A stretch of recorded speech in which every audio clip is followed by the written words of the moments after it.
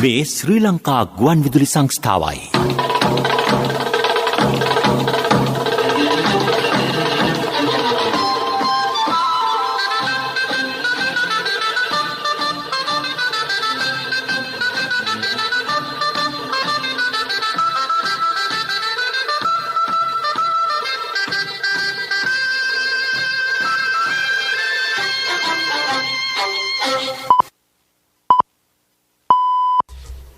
රාත්‍රී 9යි. මේ ශ්‍රී ලංකා ගුවන් විදුලි සංස්ථාවයි. මෙන්න ප්‍රවෘත්ති. සංස්කරණය වින්ද්‍යා කල්පනී අබේසේකර. ප්‍රකාශය සංජය මදුසංක මුතුමුනි. ගුරු දුලපත ගැටළු වලට අධීර දෙකක් යටතේ අගමැතිගෙන් විසඳුම්. මෙවර මහකන්නේ සඳහා කාබනික පොහොර බෙදා හැරීම හෙටින් ආරම්භයි. කොරෝනා ආසාදිතයින් 500 දෙනෙකු හඳුනා ගැනේ. දසදහසක අධික පිරිසක් සුවාතට. බස්ටායර පළාතේ වාහන ආදායම් බලපත්‍ර නිකුත් කිරීම හෙට සිට සත් දෙක කාලයක් සඳහා අත්හිටුවයි. නොපමාව එන්නත් කරන්නට යමුවන්නේයි සෞඛ්‍ය අංශ වලින් උපදෙස්. කොරෝනා පාලනය කිරීම දුර්වලයයි මන්ත්‍රීවරුන්ගෙන් බ්‍රිතාන්‍ය රජයට චෝදනා. යලි අන්තර්ජාලයෙන් පිරිසෙන බවට ඇන්ජලෝ මැතිව්ස් කෙන් ප්‍රකාශයක්.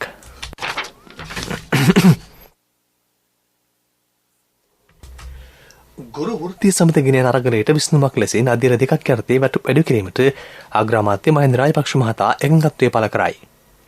රට පිළිසඳ ඉවත් කරන්න ඉල්ලා ගුරු දුලපත වෘත්තීය සමිතිය දින 93ක් පුරා මෙම අරගලනතෝ සිටී. 2020 වර්ෂයේ අයවැය තුළින් පළමු අධීරයේ වැඩ කිරීම සිදු කළ හැකි අතර ඉතිරි කොටස් දෙක 2023 වසරේ අයවැය ලබා දීමට අග්‍රාමාත්‍යවරයා එකඟත්වය පළ කළේය. ගුරු දුලපත සමිතිය සහ අග්‍රාමාත්‍යවරයා අතර සාකච්ඡාවක් අද අරලියගහ මන්දිරයේදී පැවැත්වුණි. ගුරු දුලපත ගැටළු පිළිබඳව රජයේ සංවේදී වන බව අග්‍රාමාත්‍යවරයා එහිදී පැවසිය. දරුවන්ගේ අධ්‍යාපනයේ බාධාවකින් තොරව පවත්වා ගැනීමේ අවශ්‍යතාවය මත රජයේ මේ විසඳුම ලබා දෙන බව අමාත්‍ය දිනේෂ් ගුණවර්ධන මහතා එහිදී සඳහන් කළේය. දැනට යෝජනා වීදී ඉදිරිපත් වී තිබෙන පාර්ලිමේන්තු ඉදිරියට අයවැය ලේඛනයේ එලෙස පළවෙනි කොටස හැටියට ගෙවීමත් දෙවෙනි වාරයේ ඉදිරිපත් කරන ඊළඟ ජනවාරි මාසයේ ක්‍රියාත්මක වෙන අයවැයේදී ඒකාබද්ධ කරලා කොටස් දෙකක් වශයෙන් මේ කටයුතු නිම කිරීමයි එකඟතාවය. ක්‍රියාත්මක කර ඇති වර්ජන හා වෘත්තීය ක්‍රියාමාර්ගවල ඉදිරි කටයුතු සම්බන්ධයෙන් හෙට දිනේදී අවසන් තීරණයට එළඹෙන බව ලංකා ගුරු සේවා සංගමය ප්‍රකාශ කරයි. කොවිඩ් ව්‍යාප්තිය හේතුවෙන් පාසල් වසයෙන් අසාදමීම නිසා දරුවන්ගේ ශාරීරික හා මානසික සෞඛ්‍යයට දැඩි බලපෑම් එල්ල වේ. එය දරුවන්ගේ සමස්ත පැවැත්ම කෙරෙහි බලපාන බව සෞඛ්‍ය අංශ පෙන්වා දෙයි. දරුවන්ගේ සෞඛ්‍ය තත්ත්වය සම්බන්ධයෙන් සෞඛ්‍ය ප්‍රවර්ධන වැඩසටහන් සංවිධානය කිරීම වැදගත්ය. එමගින් ඵලදායී පුරවැසියන් බිහි කළ හැකිය. සෞඛ්‍ය මාර්ගෝපදේශනට අනුකූලව ආරක්ෂිතව පාසල් නැවත විවෘත කිරීම සඳහා සෞඛ්‍ය හා අධ්‍යාපන අංශ අතර ශක්තිමත් සමන්තාවක් පවත්වාගත යුතු බව අමාත්‍ය කෙහෙලි රඹුක්වැල්ල මහතා ප්‍රකාශ කරයි. නැවත පාසල් ආරම්භ කිරීමේදී සිසුන්ගේ ශාරීරික හා මානසික අවශ්‍යතාවයන් මෙන්ම සමාජ ආරක්ෂාව සඳහාද අවධානය යොමු කෙරේ. අමාත්‍යවරයා මේ බව ප්‍රකාශ කළේ ලෝක සෞඛ්‍ය සංවිධානයේ දකුණු හා අග්‍රදිග ආසියානු කලාපීය රටවල්හි පාසල් සෞඛ්‍ය ප්‍රවර්ධන වැඩසටහනට සූම් තාක්ෂණය ඔස්සේ එක්වෙමිනි. මෙවර මහකන්නේ සඳහා වීගොවින්ට අවශ්‍ය කාබනික පොහොර බෙදා හැරීමේ වැඩපිළිවෙලක් හෙටින් ආරම්භයි. මෙහි පළමු අධීරයේ කාබනික පොහොර බෙදා හැරීම අම්පාර දිස්ත්‍රික්කයේ කේන්ද්‍ර කර ගැනීමෙන් සිදු කෙරේ. ඉන් අනතුරුව සෙසු දිස්ත්‍රික්කයන් වලද පොහොර බෙදා හැරෙන බව කෘෂිකර්ම අමාත්‍ය මහින්දානන්ද අනුත්ගමගේ මහතා ප්‍රකාශ කරයි. අනුරාධපුරය, පොළොන්නරුව, මොණරාගල, ත්‍රිකුණාමලය, මඩකලපුව, හම්බන්තොට හා පුත්තලම දිස්ත්‍රික්කවලටද මෙහිදී ප්‍රමුඛතාවය හිමි වේ.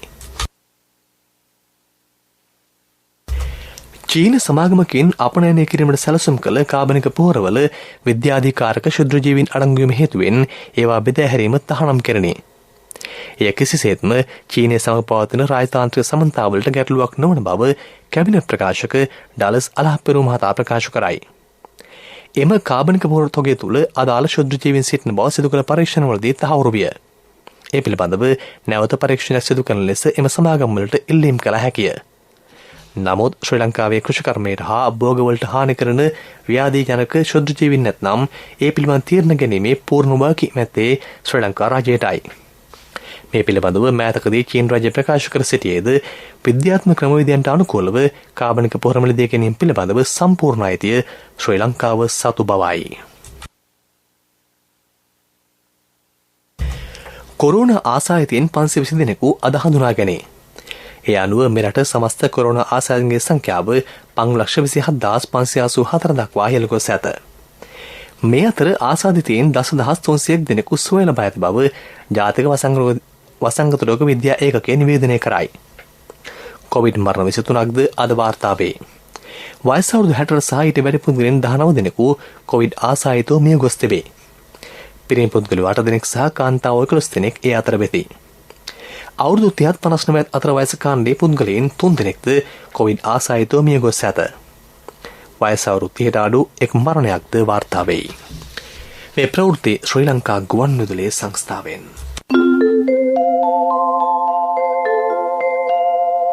මහජන බැංකුවේ පරිණත ජ්‍යෙෂ්ඨ ඉතුරුන් ගිණුම කවද තුරු පුරුදු තැනින් අසමසම ආරක්ෂාව සහ ඉහළම පොලි.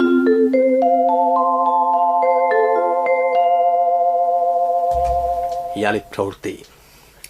මානසික සෞඛ්‍ය බිඳවැටීම පශ්චාත් කොවිඩ් රෝග ලක්ෂණයක් දැයි තහවුරු කර ගැනීම සඳහා මේ වන විට පර්යේෂණ සිදු කරමින් පවතී. සංචලන සීමාව තුළ විවිධ සෞඛ්‍ය මාර්ගෝපදේශ යටතේ පුද්ගලයන්ගේ දෛනික ජීවිතයට විවිධ අභියෝග එල්ල වෙයි. එහිදී ඇතැම් පුද්ගලයන්ගේ මානසික සෞඛ්‍ය පිරිහෙන බව සම්මානිත මහාචාර්ය අතුල සුමතිපාල මහතා ප්‍රකාශ කරයි. හෙතෙම මේ අදහස් පළ කළේ ප්‍රවෘත්ති දෙපාර්තමේන්තුවේ අද පැවති මාධ්‍ය හමුවකට එක්වෙමිනි. බිඳ වැටුණු මනසක් විෂාදිය නිසා එන මානසික තත්ත්වයන් තුළ සමහරුන්ට වැඩිපුර දැනෙන්නේ කායික රෝග ලක්ෂණ. ඒකට අපි සිංහලෙන් කියනවා කාය රූපී රෝග කියලා. එහෙම නැත්නම් medically unexplained වෛද්‍ය විද්‍යාත්මකව නිශ්චිතවම රෝග නිర్ణයක් කර නොහැකි ලක්ෂණ කියලා. සියලු දෙනාගෙන්ම ආදරෙන් ඉල්ලනවා යම් රෝගී තත්ත්වයන් රෝග ලක්ෂණ ශාරීරිකව මතුවුනොත් ඒකට වෛද්‍ය උපදෙස් ගන්න මනස වැදගත්. මේ රටේ ආර්ථිකය ගොඩනගන්න පුළුවන්, මේ රටේ අධ්‍යාපනය, මේ රටේ ඉදිරි අනාගතය අපිට අහිමි වෙච්ච සියලු දේවල් හඹාගෙන ගොස් නැවත ජාතියක් ලෙස නැගිටින්න මනස සාධකයේ අතිශය වැදගත්. ඒක නිසා ඒ ගැන දැඩි අවධානයක් යොමු කරන්න කියලා මම සියලු දෙනාගෙන් ඉල්ලනවා. වාහන ආදායම් බලපත්‍ර නිකුත් කරන පරිගණක පද්ධතියේ බිඳවැටීම හේතුවෙන් බස්නාහිර පළාතේ වාහන ආදායම් බලපත්‍ර නිකුත් කිරීම හෙට සිට සති දෙකක් කාලයක් සඳහා තිරුවයි. ජනතා පාස්ථායිර පත්වීම වැළැක්වීම සඳහා පරිගණක පද්ධතියේ අවත්කාලන කරන තෙක් තාවකාලිකව බස්නාහිර පළාතේ ආදායම් බලපත්‍ර නිකුත් කිරීම හෙට සිට ලබන 26 වෙනිදා දක්වා තිරුවා ඇත.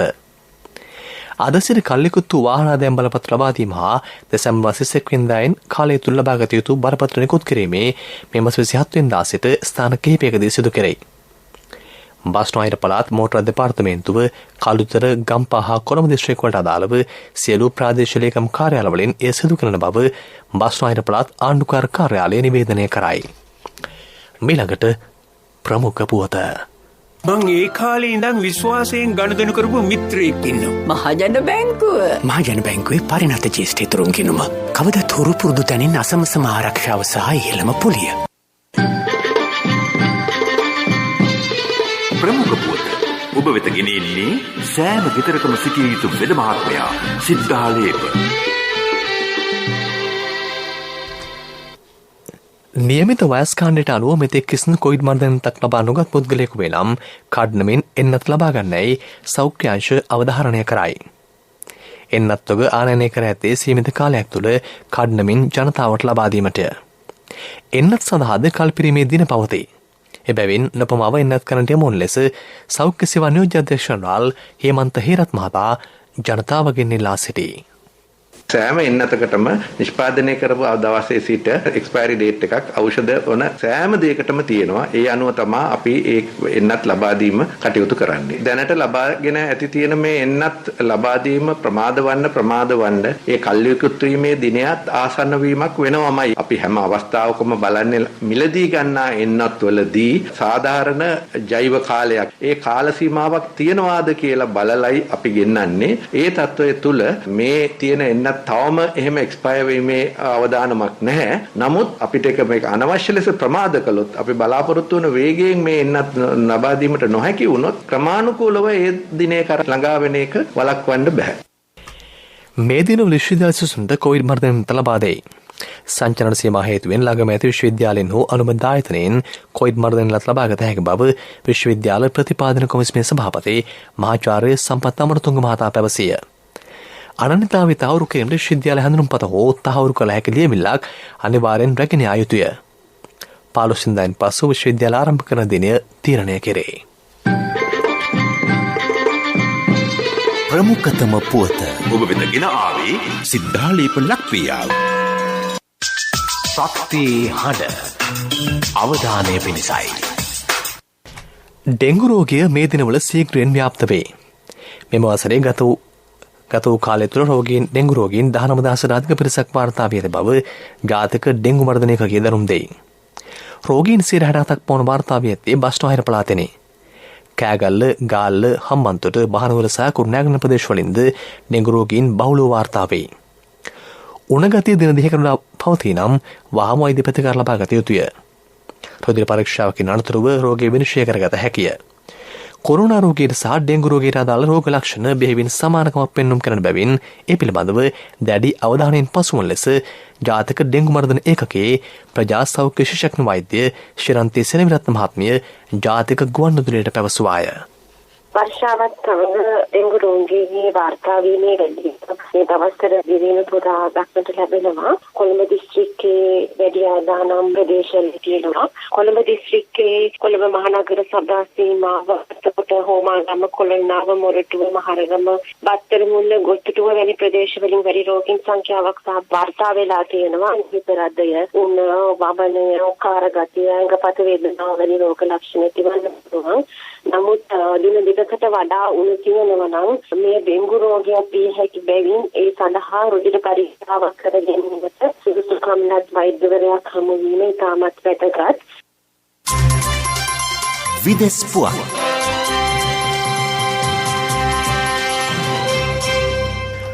කොරෝනා වසංගතයේ ව්‍යාප්තිය සිදු වූ මුල් වකවානුවේදීම එය වළක්වා ගැනීමට පියවර නොගැනීම සම්බන්ධයෙන් එංගලන්ත පාර්ලිමේන්තු මන්ත්‍රීවරුන් රාජ්‍යයට චෝදනා කරයි.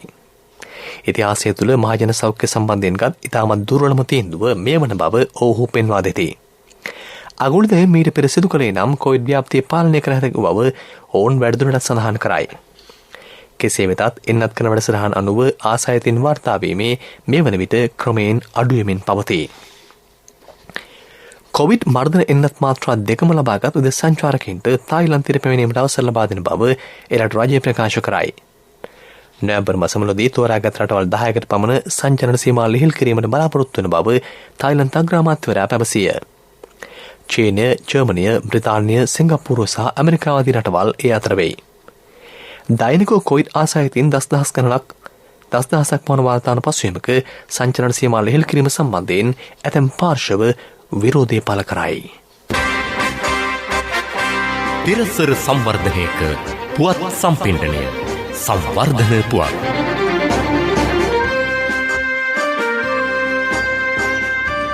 සබරගමුව සරසවියේ බෞද්ධ සම්පත් සංවර්ධනය සඳහා රාජ්‍යයෙන් රුපියල් මිලියන 3,350ක් වැය කෙරේ. මේ අර්ථයේ ව්‍යවහාරික විද්‍යාපීඨයේ සිව්මහල් ගොඩනැගිල්ල මෙන්ම තාක්ෂණික පීඨයේ නව ගොඩනැගිලි සංකීර්ණ ඉදි කිරීමෙන් පවතී. කෘෂි පීඨයේ ඉදි කරන සත්මහල් ගොඩනැගිලි ඉදි කිරීමෙන් වැය කරන මුදල රුපියල් මිලියන 950කි. එම විශ්වවිද්‍යාලය තුළ විද්‍යාර්ථීහු 6,000ක් පමණ ඉගෙනුම ලබති. ඉදිරියේදී එම විශ්වවිද්‍යාලයෙහි ඉංජිනේරු පීඨයක් ද ස්ථාපිත කිරීමට නියමිතයි. ක්‍රීඩා පුවත්. ඉදිරියේදී පැවැත්වෙන අන්තර්ජාතික තරඟාවලිය සඳහා තමන් සූදානම් බව හිටපු ශ්‍රී ලංකා ක්‍රිකට් නායක ඇන්ජලෝ මැතිව්ස් පවසයි. ඒ බව ඔහු ශ්‍රී ලංකා ක්‍රිකට් තේරීම් කමිටුවේ දැනුම් දී තිබේ. මැතිව්ස් ආසන්නතාව ශ්‍රී ලංකා කණ්ඩායම නියෝජනය කළේ පසුගිය අප්‍රේල් මාසයේ බංග්ලාදේශ සමගින් ශ්‍රී ලංකාව අතර පැවැත් තරඟාවලියේදී. පසුගිය මාස කිහිපය තුළ ඇන්ජලෝ මැතිව්ස්ට කණ්ඩායමේ ස්ථානයක් හිමි නොවුණි. තේරීම් කමිටුව තරුණ ක්‍රීඩකින් රැසකට අවස්ථාව ලබා දීම මීට හේතු වී තිබේ. මේ අනුව ඉදිරියේදී පැවැත්විය නියමිත මෙරට අන්තර් ක්‍රීඩා සමාජ දේශීය ක්‍රීඩා තරඟාවලිය සඳහා කෝල්ස් ක්‍රීඩා සමාජයට ක්‍රීඩා කිරීමට නියමිතයි. සංචාරක බංග්ලාදේශ 19 වෙනි පාල කණ්ඩායම සහ ශ්‍රී ලංකා 19 වෙනි පාල කණ්ඩායම අතර එක්දින ක්‍රිකට් තරඟාවලිය ලබන 15 වෙනිදා රංගින දඹුළු අන්තර්ජාතික ක්‍රීඩාංගණයේදී ආරම්භයි. කණ්ඩායම් දෙක අතර එක්දින තරඟ 5ක් පැවැත්වෙයි. ජෛව ආරක්ෂක බුලකට අනුගතව සෞඛ්‍ය මාර්ගදර්ශන වන ක්‍රමෙන් පැවැත්වෙන මේ තරඟාවලිය ආරම්භීමට ප්‍රේක්ෂකයින්ට අවස්ථාව හිමි නොවේ.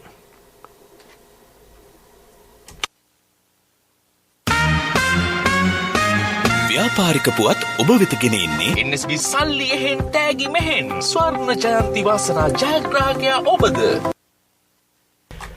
කොරෝනා වෛරසයේ ව්‍යාප්තිය හමුවේ වුද රේගුවේ කටයුතු අඛණ්ඩව සිදු කරේ. ඒ නියෝජ්‍ය රේගුව අධ්‍යක්ෂ ලාල් අල්විස් මහතා ප්‍රකාශ කළේ බහලුම් ප්‍රමාදයේ වැළැක්වීමට ගමන් භාණ්ඩාංශ නිලධාරීන් අඛණ්ඩව රාජකාරිවලට තොරණ බවයි. රට මුළුමනින් වසා තිබූ පසුගිය කාලයේදී බහලුම් නිදහස් කිරීමේ ප්‍රමාද වී ඇති බවද මේ වන විට එම තත්ත්වය පහව ගොස් ඇති බවද ඔහු කියයි.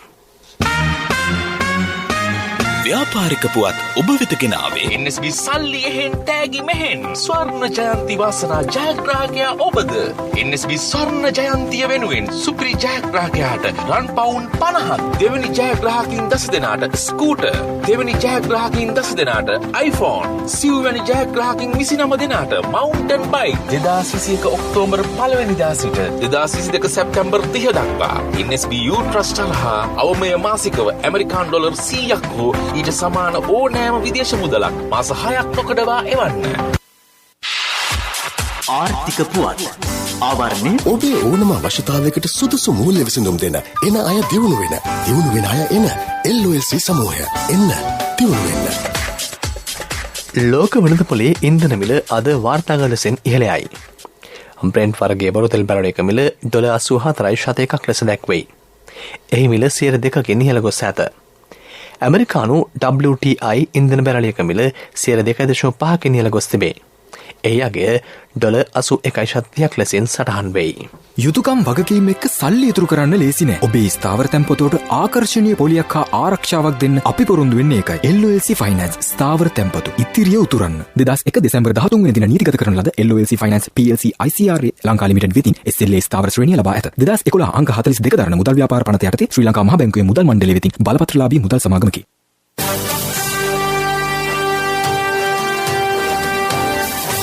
කාලගුණ වාර්තාව.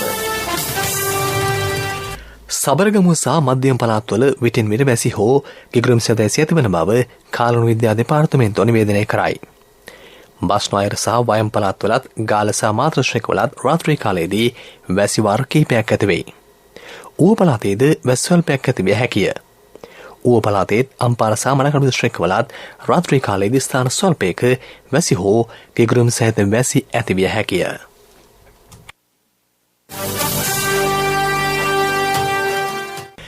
රාත්‍රී ප්‍රවෘත්ති අවසන් කිරීමට යාලි සිරස්තල. ගුරු දුල්පත ගැටළු වලට අදියර දෙකක් යටතේ අගමැතිගෙන් විසඳුම්. මෙවර මහකන්නේ සඳහා කාබනික පොහොර බෙදා හැරීම හෙටින් ආරම්භයි. කොරෝනා ආසාදිතයින් 520 දෙනෙකු හඳුනාගන්නේ. 10,000කට අධික පිරිසක් සුවාතට. බස්නාහිර පළාතේ වාහනාදයන් බලපත්‍ර නිකුත් කිරීම හෙට සිට සද්දේ කාලයක් සඳහා අත්හිටුවයි. නොපමාව එන්නත් කරන්නට යමුවන්නයි සෞඛ්‍යාංශවලින් උපදෙස්. කොරෝනා පාලනය කිරීම දුර්වලයයි මන්ත්‍රීවරුන්ගෙන් බ්‍රිතාන්‍ය රාජ්‍යයට චෝදනා. යලි අන්තර්ජාතරමට අවතීර්ණ වීමට ඇන්ජලෝ මැතිව්ස් සූදානමින්. රාත්‍රී ප්‍රවෘත්තීන් සමාප්තයි. අපගේ මේ ප්‍රවෘත්ති ප්‍රකාශයට www.slbc.lk වෙබ් ඔබට සවන් දිය හැකියි. අපගේ මීළඟ ප්‍රධාන ප්‍රවෘත්ති ප්‍රකාශය හෙට උදෑසන 6ට බලාපොරොත්තු වන්න.